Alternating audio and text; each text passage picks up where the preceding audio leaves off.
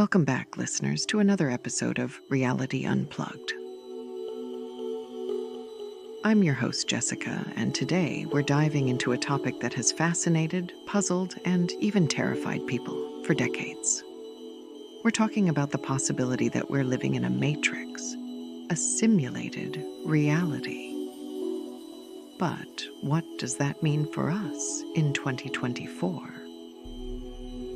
We also have a special guest who will discuss the pros and cons of the Matrix. But first, let's review if, in fact, we are living in the Matrix.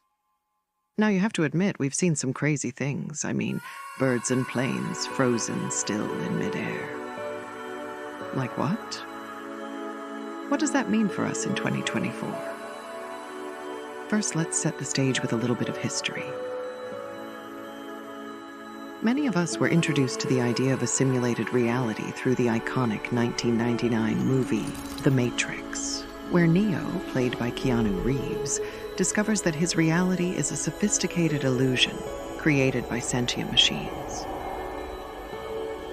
But the idea of our world being a simulation goes way back, even to ancient philosophy. Now, let's take a step back from Hollywood and look at the philosophical roots. Plato's allegory of the cave is a perfect example. Plato described prisoners chained inside a cave, only able to see shadows on the wall, believing those shadows to be the entire reality. Sound familiar? It's an ancient metaphor for our modern simulation theory. Now, fast forward to today. Technology has advanced so rapidly that the line between reality and virtual reality is getting blurrier by the day. Virtual reality headsets, augmented reality apps, AI-driven environments. These technologies are making it increasingly difficult to distinguish the digital from the real. Think about how much time we spend in digital worlds, from social media to online gaming. Could it be that our entire reality is just an advanced version of these digital constructs? In 2024, we have tech entrepreneurs like Elon Musk seriously discussing the simulation hypothesis. Musk famously said that if any rate of improvement continues in our technology, eventually our virtual worlds will be indistinguishable from reality. And if that's the case, it's statistically likely that we're already in a simulation. But let's get scientific for a moment. Some physicists and computer scientists have found intriguing evidence that suggests our universe might be a simulation. For instance, the discovery of binary code-like patterns in the fabric of our universe is a point in favor of the simulation hypothesis. These patterns resemble the code that underpins computer programs, suggesting a designed system. Dr. Sarah Thompson, a psychologist, had said, "The idea that we might be living in a simulation raises profound questions about free will, the nature of consciousness, and our place in the universe. It challenges us to think deeply about what it means to be human." Dr. Thompson's point is crucial. If we are living in a matrix, it doesn't just affect our understanding of the universe, but also our personal lives. It brings up questions about the choices we make and the authenticity of our experiences. Are we truly in control, or are we simply following a pre-programmed path? Let's talk about control for a minute. In 2024, our daily lives are heavily influenced by algorithms. From the news we read to the ads we see and the people we meet online, algorithms shape our reality. Social media platforms like Facebook and Instagram create echo chambers, showing us content that aligns with our beliefs and preferences, potentially keeping us in a bubble of controlled information. It's a digital matrix of sorts, where our perceptions are managed and manipulated. The Truman Show. Truman Burbank's world was meticulously crafted and controlled, much like the digital environments we navigate today. The question is, how do we break free? So, how do we see beyond the screens and the algorithms? Now, one way is through awareness and critical thinking. Question the information you consume, seek diverse perspectives, and unplug regularly to connect with the physical world around you. It's about reclaiming your reality and ensuring that your experiences are genuine. Dr. Alan Smith, AI ethicist, had said, "We must be vigilant about the influence of AI and technology on our lives. It's crucial to maintain a balance and not lose our sense of reality and humanity." Dr. Smith's words are a wake-up call. While technology brings incredible benefits, we must use it wisely. It's easy to get lost in the digital matrix, but our humanity lies in our ability to connect, to think critically, and to experience the world authentically. I have the pleasure of welcoming a very special guest. He's a philosopher, cultural critic, and someone who always has a unique perspective on the world. Slavoj Žižek. Welcome to the show, Slavoj. I hope I'm pronouncing it right. Thank you, Jessica. It's a pleasure to be here. But I must warn you, I haven't had my orange juice intake today, so I might say something stupid. Sorry, Jessica, it was a bad joke, but I'm happy to be here. I love the juice joke. So today, we're diving into the question that has intrigued so many people. Are we living in the Matrix in 2024?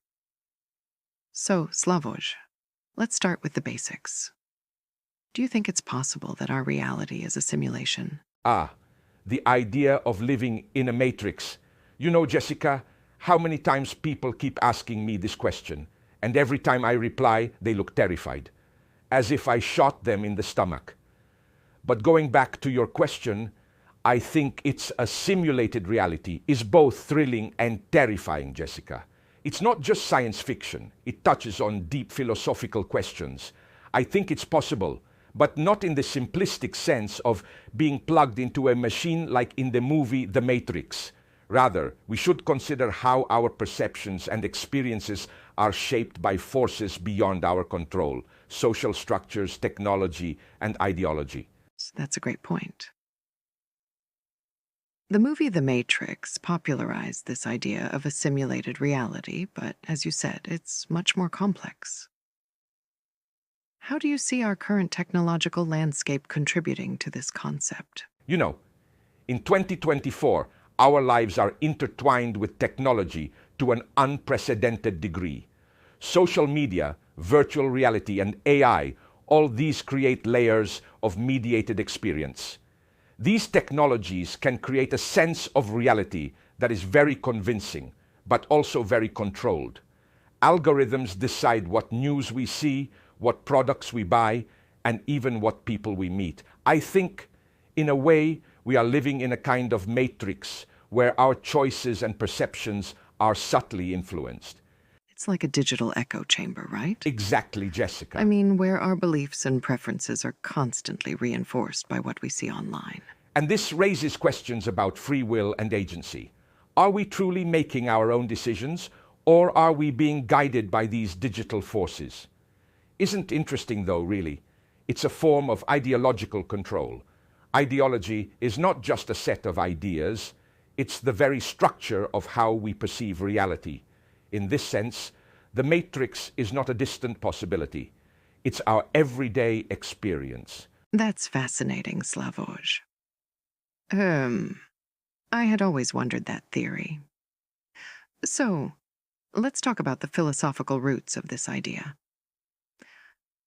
How does the simulation hypothesis relate to concepts from philosophy? I noticed the simulation hypothesis has deep philosophical roots. Like Plato's allegory of the cave is an excellent starting point. You see, Jessica, in the allegory, prisoners are chained inside a cave. only able to see shadows on the wall, which they take to be the whole of reality. I think, Jessica, this allegory illustrates how our understanding of reality can be limited and manipulated. But fast forward to modern times, philosophers like Jean Baudrillard have discussed the idea of simulacra and simulation. Baudrillard argued that in a postmodern world, reality itself is replaced by a simulation of reality, hyper-reality. Baudrillard's work is incredibly relevant today. I truly believe that, and I think others too, to be honest. It stems in our everyday activity. As you mentioned that, reality itself is replaced by a simulation. But can you explain a bit more about hyperreality and how it applies to our current world? That's interesting, you know? Hyperreality is a condition where the distinction between reality and simulation blurs. In our digital age, images, signs, and media representations become more real than reality itself. I think about social media influencers. Often their online personas are carefully curated, often more glamorous and exciting than their real lives. This constructed reality becomes more influential and impactful than the actual person behind the screen. In hyperreality, we live in a world of endless simulations where the original reality is lost or irrelevant. And it's just effing crazy, to be honest, Jessica. That's a striking observation. So, in a sense, we're already living in a kind of matrix created by our own media and technology. And before I answer your question, Jessica, I want to express that social media influencers are quite disabled in reality. I mean, they don't really know what's out there. They show us, they teach us, or even laugh at us. But I really think they bet on us, like betting on a horse or betting on a football game. But instead, they bet on us, on who will watch their contents and if we will return to them every time they post a video or message. Sorry, Jessica, back to your question. Yes, and it's important to recognize this to understand how our perceptions and beliefs are shaped.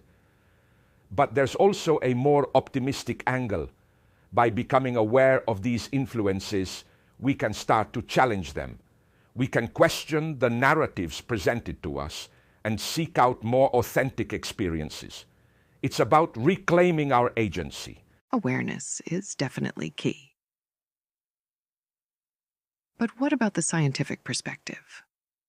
Some physicists and computer scientists have found intriguing evidence that suggests our universe might be a simulation.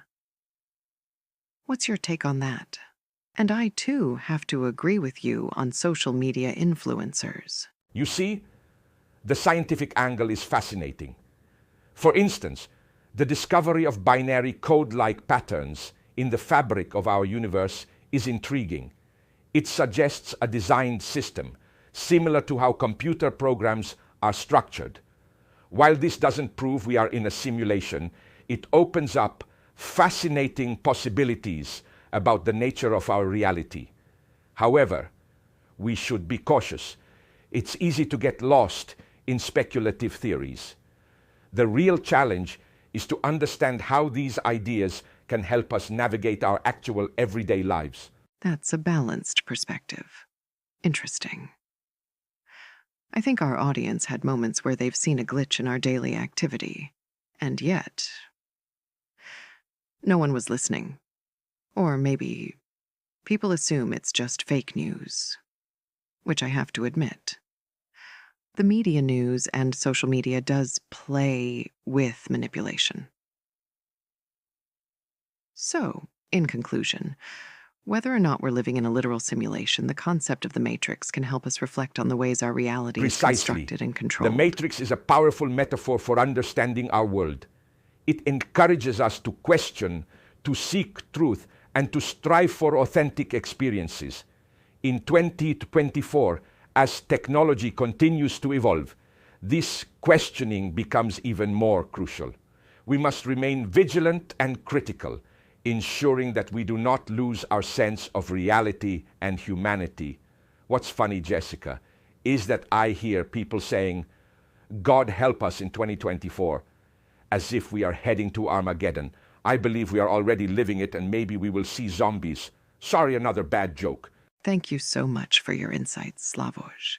This has been a truly enlightening conversation.